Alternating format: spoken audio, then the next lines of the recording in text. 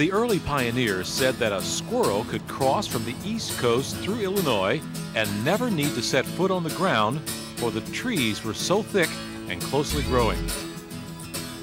These same pioneers, when they had to leave the river's smooth course, spent hours, days, weeks hacking through timber as thick as their wagons were big. But in their labor, they found and built a community. This same stubborn lumber brought settlers to this place we call home, Evansville, Indiana. The prominent founding families of the 19th century came to this community seeking profit and setting down roots. Roots often entwined with the vast numbers of mature, towering hardwoods found literally in their city's backyard. These families and more work with the timber, using trees to give us a city. Today we have returned to again work with the trees, recognizing in their majesty tools of development that will make Evansville an even better place to live.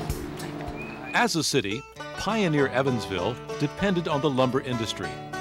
The city fueled westward expansion and eastern fine taste during the 1800s with its booming industries of lumber and furniture.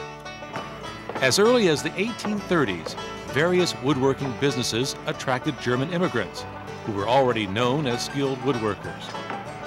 By 1858, Evansville was home to 40 barrel and bucket making coopers, 8 wagon makers, and 23 cabinet makers, not including the lumber mills serving the trade.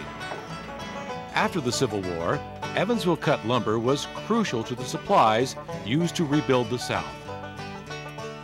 By 1890, Evansville was known as the hardwood capital of the U.S., with 11 sawmills operating 6 days a week and 9 furniture factories. By 1900, the city had 26 furniture factories and 30 sawmills operating around the clock. Today, the sawing and cutting have slowed, although Evansville is still home to both furniture manufacturers and lumber yards. Yet the hardwoods are not forgotten. Our streets are named for the hardwoods that brought Evansville fame and fortune: oak, chestnut, walnut, cedar, cherry, gum. Our parks are areas of respite and recreation under the shade of towering trees. And our quiet spaces of cemeteries share their shade with the living and the dead in beautiful harmony.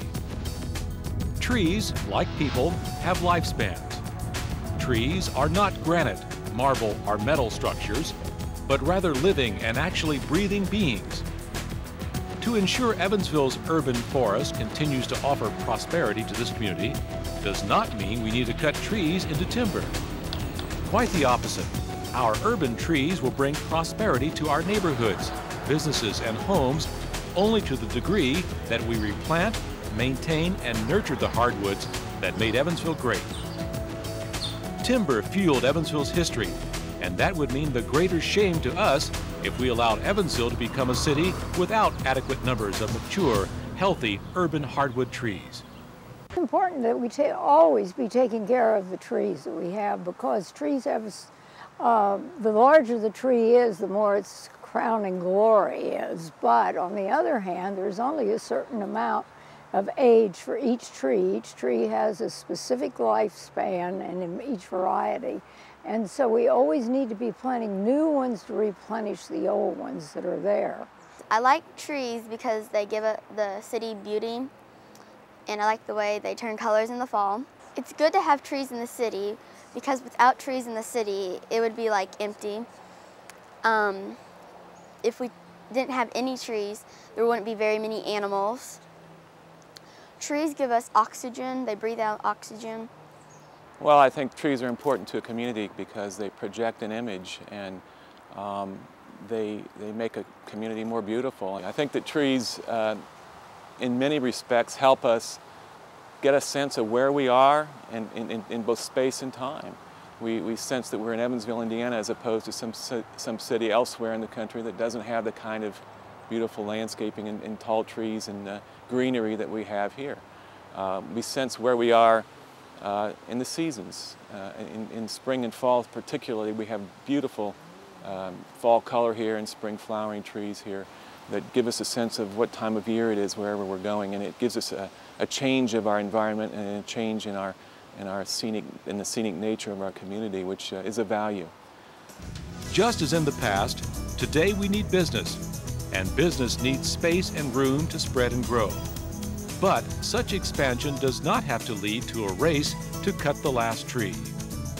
Planned expansion and an educated population will see it as to everyone's benefit to grow with the trees around us. Evansville's urban forest is right outside your window. The trees in the park, shading the boulevard, sheltering our quiet spaces, and in your backyard are part of Evansville's urban forest. This forest is our past, and it is our future. It has brought Evansville commerce, development, and growth, and with care, it will continue to do so. Our tree heritage is part of who we are and is a promise of who we will be. Is there room for an urban forest in our future? The answer is yes. There's always room for another tree.